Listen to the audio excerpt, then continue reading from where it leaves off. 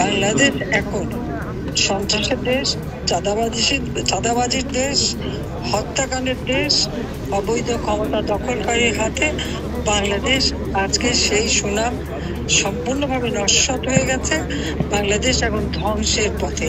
সারা বাংলাদেশ এখন চলছে, জেলা উপজেলা ইউনিয়ন পর্যন্ত মামলা দিয়ে হয়রানি করা হবে অথবা আগুন দিয়ে পুড়িয়ে দেওয়া হবে। এই দুটি কাজই তারা করতে পারে। বাংলাদেশে কারো কথা বলার অধিকার নাই। কোনো সংবাদপত্র অথবা টেলিভিশন কেউ কোনো নিউজ দিতে পারবে না। চরম মানবাধিকার লঙ্ঘনের মধ্যে দিয়ে বাংলাদেশটা চলছে। এই ধরনের একটা অন্ধকার যুগের দিকে আমাদের দেশটাকে ঠেলে দিচ্ছে, দেশের মানুষকে ঠেলে দিচ্ছে। আশ্রয়ের মাধ্যমে যাদের পরিবার ঘর দিয়েছি সেগুলো দখল করে দিচ্ছে। মানে দখলবাজি, চাঁদাবাজি, আসামি হোক আর না হোক সেখানে যে তাদের কাছে চাঁদা দেওয়া নইলে মামলা দেওয়া, মামলাবাজি, চরম মানবাধিকার লঙ্ঘনের মধ্যে দিয়ে বাংলাদেশটা চলছে। এই অবস্থা থেকে মুক্তি পাওয়াটাই হচ্ছে এখন সব থেকে বড় প্রয়োজন, দেশের মানুষকে রক্ষা করার। তো আমি আমাদের প্রবাসী যারা তাদেরকে ধন্যবাদ জানাই। তারা যে গণতন্ত্র ফিরিয়ে আনার জন্য, দেশের মানুষের শান্তি নিরাপত্তা নিশ্চিত করার জন্য যে সকল পদক্ষেপ আপনারা নিচ্ছেন, আপনাদের অনেক ধন্যবাদ। বাংলাদেশে কারো কথা বলার অধিকার নাই। কোনো সংবাদপত্র অথবা টেলিভিশন কেউ কোনো নিউজ দিতে পারবে না।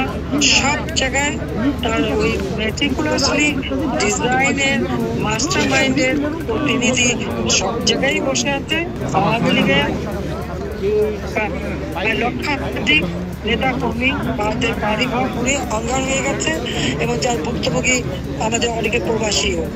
তো আমি আপনাদের সবাইকে এইটুকুই বলবো যে দেশের মানুষের জীবন মান রক্ষা করা, তাদের জীবনের শান্তি ফিরিয়ে আনা, কর্মসংস্থান ব্যবস্থা করা, দ্রব্যমূল্য নিয়ন্ত্রণ করা, ন্যায় বিচার নিশ্চিত করা, আইনের শাসন নিশ্চিত করা, এটা একান্তভাবে অপরিহার্য।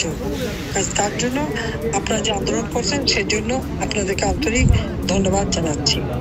আর আন্তর্জাতিকভাবেও আমার এটাই আবেদন থাকবে যে একবার ফিরে দেখুন, আওয়ামী লীগ 2009 সাল থেকে এই 24 সাল পর্যন্ত বাংলাদেশকে উন্নয়নের রোল মডেল হিসেবে বিশ্বব্যাপী প্রতিষ্ঠিত করেছিল। বাংলাদেশ ছিল বিশ্বের কাছে উন্নয়নের বিস্ময়।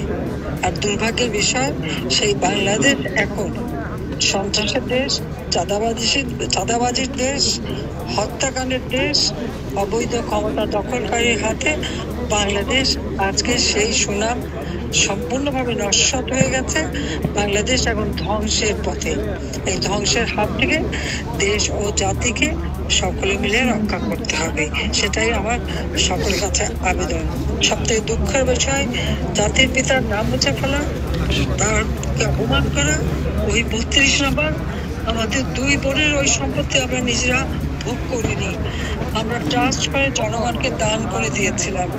আমাদের স্বাধীনতার স্মৃতি বিজড়িত, সেটাও আগুন দিয়ে পুড়িয়ে দিয়েছে। আর আমাদের বাড়িঘর সব তো পুড়িয়ে লুটপাট করা হয়েছে।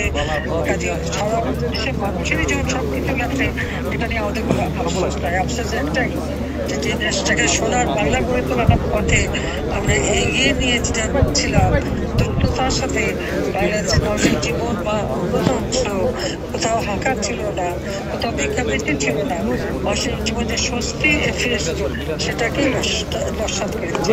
এবং সাধারণ মানুষ, সাংবাদিক, সংস্কৃতিসেবী, সংখ্যালঘু সম্প্রদায়, ব্যবসায়ী সম্প্রদায় প্রত্যেকেই আজকে জীবনে হাহাকার।